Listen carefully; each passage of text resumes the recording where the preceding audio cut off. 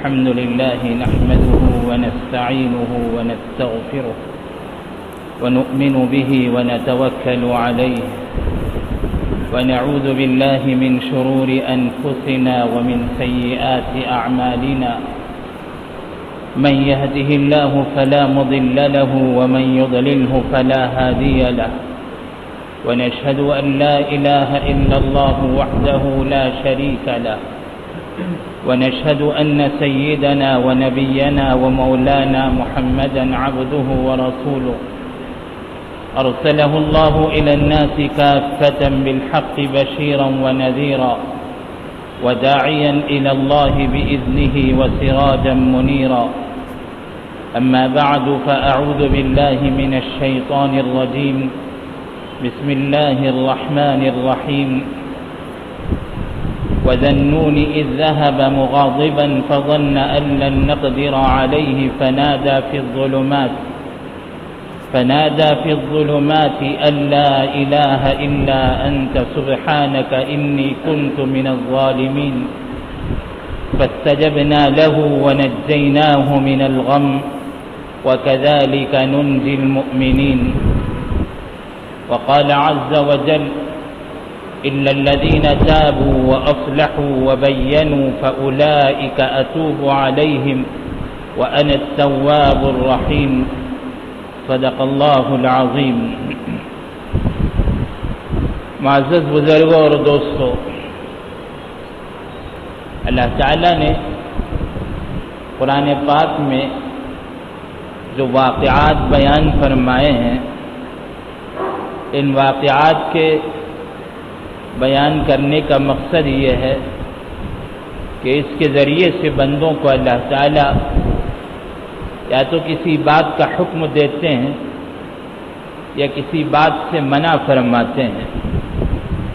یہی مقصد واقعات کا ہے، ورنہ واقعات صرف دلچسپی کے لیے نہیں سنائے گئے ہیں. قرآن پاک میں سورہ انبیاء میں اللہ رب العزت نے حضرت یونس علیہ السلام کا بھی واقعہ بیان فرمایا جب وہ مچھلی کے پیٹ میں پہنچ گئے، اور جب مچھلی کے پیٹ کی تاریکیوں میں تھے، کئی تاریکیاں ایک ساتھ جمع تھیں، ظلمتوں میں گھرے ہوئے تھے. مچھلی کے پیٹ کی تاریکی تھی، اس کے اوپر پانی کی تاریکی، پانی کے اندھیروں کے اوپر موج کے، اور اس کے اوپر بادل کا اندھیرا، اور اس کے اوپر رات کا اندھیرا. ایک ساتھ کئی اندھیرے جمع تھے، اور جب اتنے اندھیریوں میں وہ گرفتار کر لیے گئے، پھنسے ہوئے ہیں، تو اس وقت حضرت یونس علیہ السلام نے ایک دعا فرمائی، لا الہ الا انت سبحانک انی کنت من الظالمین. اللہ تعالیٰ فرماتے ہیں کہ ہم نے حضرت یونس علیہ السلام کی یہ دعا قبول فرما لی، فاستجبنا لہ، اور اس دعا کی برکت سے ہم نے انہیں نجات دے دی اس مصیبت سے، ونجیناہ من الغم. یہاں تک تو واقعہ ہو گیا. واقعہ مکمل بیان فرمانے کے بعد آگے اللہ تعالیٰ فرماتے ہیں وَكَذَلِكَ نُنْجِي الْمُؤْمِنِينَ، اسی طرح ہم ایمان والوں کو نجات دیتے ہیں، اسی طرح ہم ایمان والوں کو بچاتے ہیں. اسی طرح کا مطلب کیا ہے؟ وَكَذَلِكَ، اسی طرح، یعنی اس کا مطلب یہ ہے کہ ایمان والے حضرت یونس علیہ السلام کی طرح مچھلی کے پیٹ میں ڈالیں گے. اس کا مطلب کیا یہی سمجھ میں آئے گا کہ حضرت یونس علیہ السلام کی طرح ہر ایمان والا مچھلی کے پیٹ میں جائے گا، اور پھر وہ مچھلی کے پیٹ میں جانے کے بعد میں یہی دعا کرے گا، پھر اس کے بعد اسے مچھلی کے پیٹ سے نکالا جائے گا. یہ مفہوم ہے. وَكَذَلِكَ نہیں، مفہوم یہ ہے کہ جس طرح حضرت یونس علیہ السلام ظلمتوں میں گھرے ہوئے تھے، اس طرح ایمان والے بھی مختلف ظلمتوں میں کبھی گھیر لیے جاتے ہیں.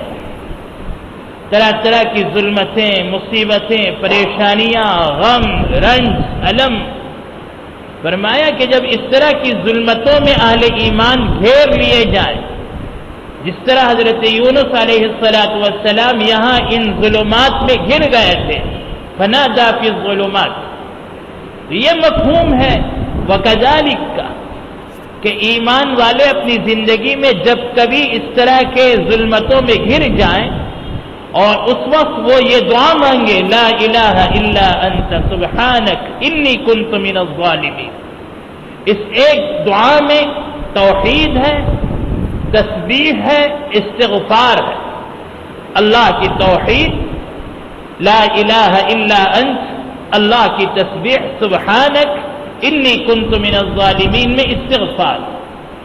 اس طرح ایک ہی دعا کے اندر تین چیزیں ایک ساتھ حضرت یونس علیہ السلام نے مانگی، اور اللہ فرماتے ہیں کہ جو اس طرح ظلمتوں میں گر جائیں اور پھر ہم سے استغفار کریں ہم انہیں نجات دیں گے، یہ اللہ کا وعدہ ہے۔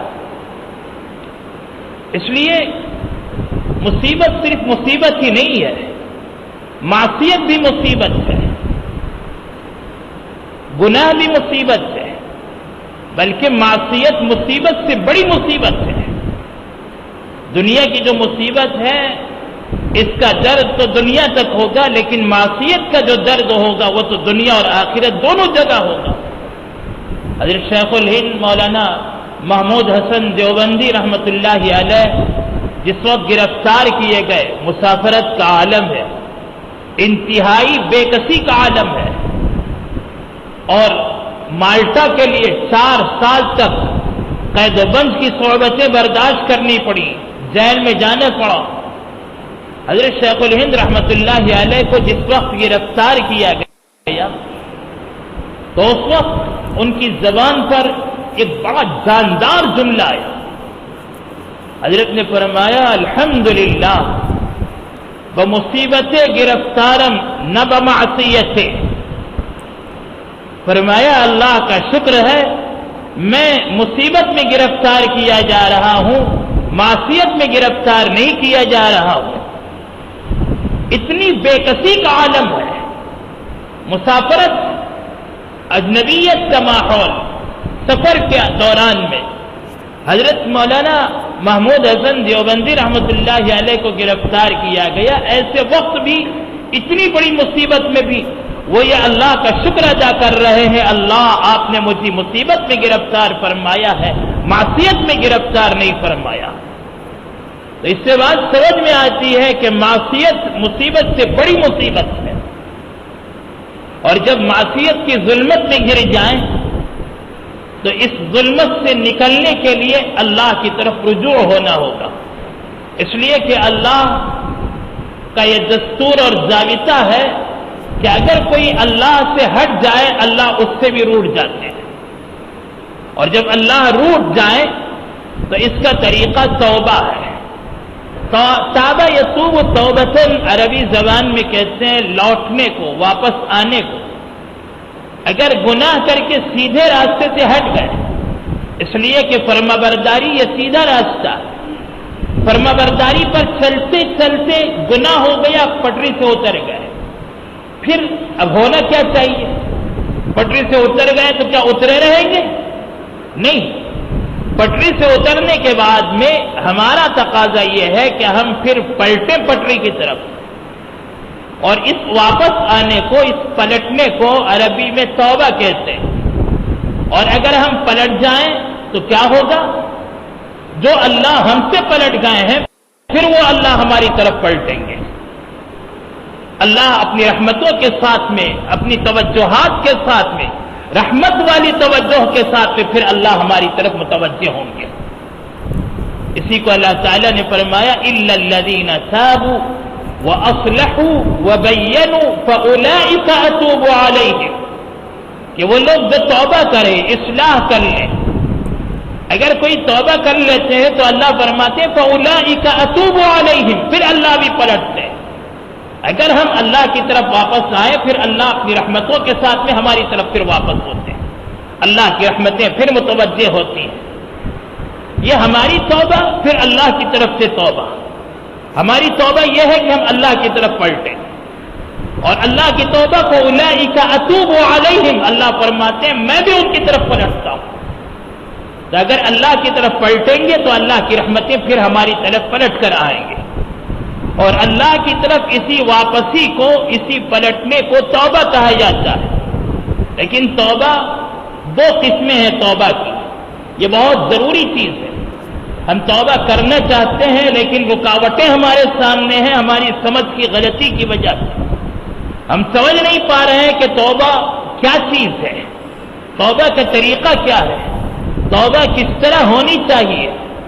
ورنہ جیسے ہمارے اکابرین فرماتے ہیں کہ دینی زندگی گزارنا اور دین پر چلنا کوئی مشکل نہیں ہے، دین پر چلنا کوئی مشکل نہیں ہے۔ یہ ہمارے اکابرین کا، ہمارے بزرگوں کا سکھایا ہوا سبق کہ دین پر چلنا کوئی مشکل نہیں ہے، دین پر چلنا بہت آسان ہے، اور آسان اس طرح ہے کہ ہم روزانہ توبہ کرتے رہیں، اے اللہ آج ہم سے غلطی ہو گئی، ہم دین پر چل نہیں سکے، ہم آپ سے سچے دل سے توبہ کرتے، آئندہ ہم پھر دین پر پوری طرح کاربند رہیں گے اور دین پر اچھی طرح چلتے رہیں گے۔ روزانہ توبہ کرتے رہنا، روزانہ اللہ کی طرف پلٹتے رہنا، یہ دین پر چلنے کا آسان طریقہ ہے، کوتاہیاں کس سے نہیں ہوتی۔ لیکن جو توبہ کا طریقہ ہے، یہ دو طریقے ہیں توبہ کے، ایک توبہ اجمالی توبہ ہے اور ایک توبہ تفصیلی توبہ ہے۔ ہماری توبہ کی قبولیت کی بھی ہمیں فکر ہونی چاہیے، اس لیے کہ توبہ جب اتنا اونچا عمل ہے اور توبہ کی وجہ سے اللہ اتنا خوش ہو جاتے ہیں، تو پھر ہمیں ایسی مقبول توبہ کرنی چاہیے۔ یا ایھا الذین آمنوا توبوا الی اللہ توبۃ نصوحا، اللہ نے توبۃ نصوح کرنے کا حکم دیا، مقبول توبہ۔ پھر توبہ قبول کیسے ہوتی ہے، اس کا طریقہ کار کیا ہے، اس کی ایک تفصیل ہے۔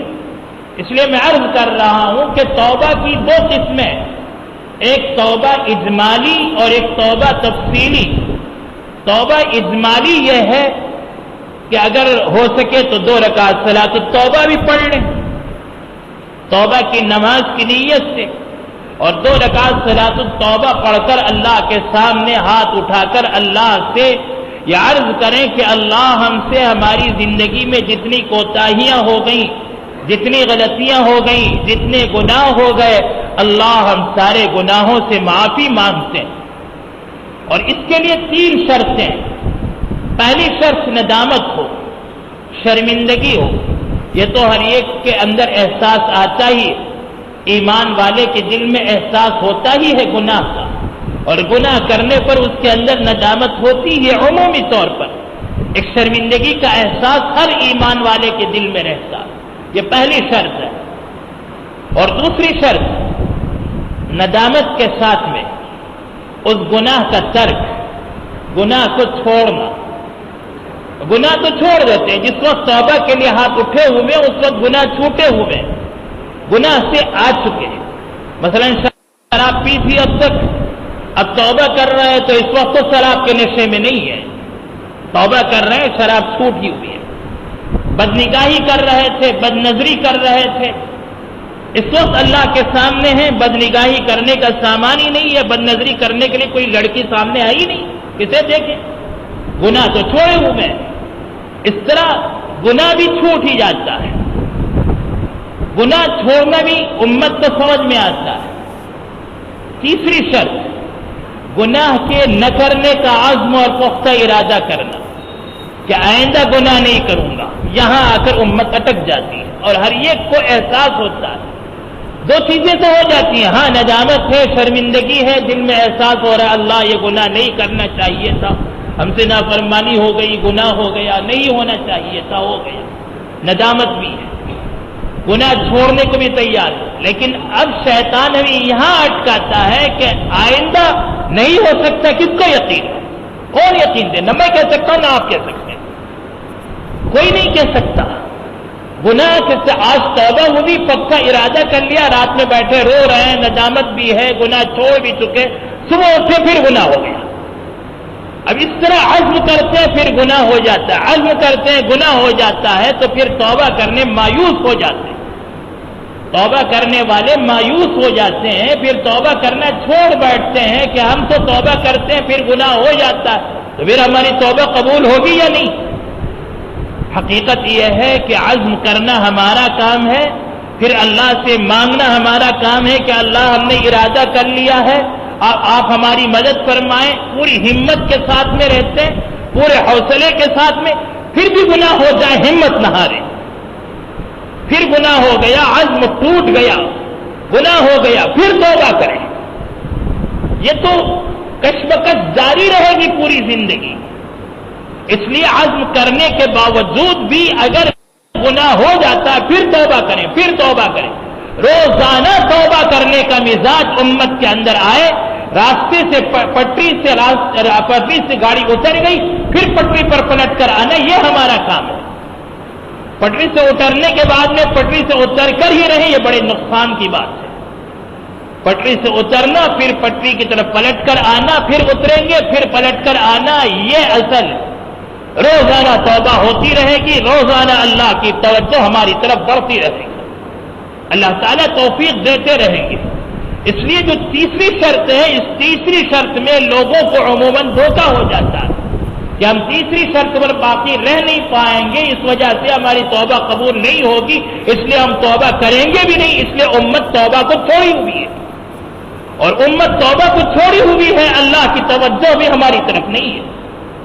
اس لیے تیسری چیز میں بھی کمی کے باوجود ہمیں توبہ کرنا، یہ ہمارا کام ہے۔ گناہ ہو پھر گناہ سے، نافرمانی سے توبہ کرنا، نافرمانی سے توبہ کر کے پھر عزم کرنا، پھر توبہ ٹوٹی، پھر توبہ کرنا، پھر توبہ ٹوٹی، پھر توبہ کرنا، یہ ہمارا کام ہے۔ اس طرح توبہ کرتے رہیں گے تو اللہ کی توجہ ہماری طرف رہے گی۔ پھر توبہ کرنے کے لیے جو اجمالی توبہ ہے، اس کے ساتھ ساتھ توبہ کا دوسرا طریقہ، توبہ کی دوسری قسم تفصیلی توبہ، یہ تفصیلی توبہ بہت اہم ہے۔ وہ یہ ہے کہ ہم سے جو گناہ ہوا ہے، اس گناہ سے توبہ کرنے کے لیے ہم یہ دیکھیں کہ یہ حقوق اللہ میں کوتاہی ہوئی ہے یا حقوق العباد میں کوتاہی ہوئی۔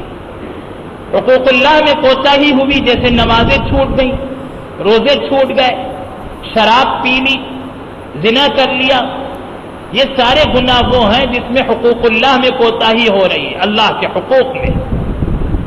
اور جو اللہ کے حقوق میں کوتاہی ہو رہی ہے، ان میں کچھ ایسے حقوق ہیں، ایسے فرائض ہیں، ایسے گناہ ہیں جن کی تلافی ممکن ہے، جن کی تلافی ممکن ہے۔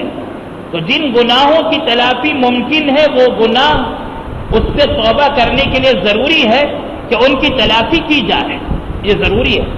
توبہ کی قبولیت کے لیے ان کی تلافی کرنا ضروری ہے، تبھی توبہ قبول ہوگی۔ اس کی مثال سمجھیں، مثلا کسی نے 30 سال کی عمر تک نماز نہیں پڑھی، اس کی نمازیں چھوٹتی رہیں، بس جمعے کی نماز وہ پڑھتا رہا، عید کی نماز پڑھتا رہا، باقی 5 وقت کی نمازوں کی چھٹی۔ جب وہ 15 سال کا ہوا، اس کی نماز اس پر فرض ہو گئی۔ اب 30 سال کا ہے، درمیان میں 15 سال کی نمازوں کی قضا اس کے ذمے ضروری ہے، اس کی تلافی کرنی پڑے گی۔ 15 سال کی نمازیں قضائے عمری کی شکل میں اسے پڑھنا ہوگا، پھر توبہ کرتے رہنا ہوگا کہ اللہ مجھ سے غلطی ہو گئی، میں توبہ کر رہا ہوں، ان نمازوں کی تلافی کرنی چاہیے۔ اور اس کا طریقہ یہ ہے کہ ایک کاپی رکھیں اور اس کاپی میں نوٹ کریں، ایک طرف لکھیں کہ اتنی نمازیں چھوٹی ہیں، اور ایک طرف لکھتے جائیں کہ ہم نے اس کی اتنی نمازیں پڑھ لی ہیں، روزانہ 1 دن کی، 2 دن کی، 3 دن کی، اس طرح مہینے کی، 2 مہینے کی، سال کی، 2 سال کی، جتنی نمازیں پڑھتے جائیں اتنی نمازیں کی اس کو نوٹ کرتے جائیں۔ اس طرح 1 سال کی، 2 سال کی، 3 سال کی، جتنی نمازیں چھوٹی ہیں اتنی نمازوں کی قضا، اور اسے قضاء عمری کہا جاتا ہے۔ جب تک ان نمازوں کی تلافی نہیں ہوگی اس وقت تک توبہ قبول نہیں ہوگی۔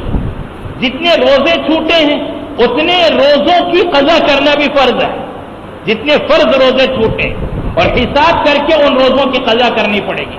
تو جن اعمال کی تلافی ممکن ہے ان اعمال کی تلافی کر کے توبہ کرنا، یہ مقبول توبہ، یہ توبہ کا طریقہ ہے۔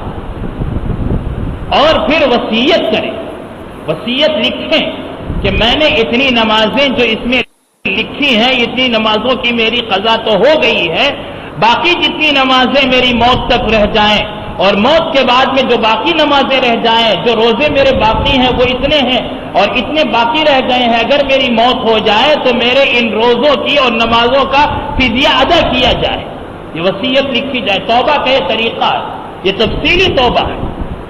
اس طرح جن اعمال کی تلافی ممکن ہو ان اعمال کی پہلی فرصت میں تلافی کریں۔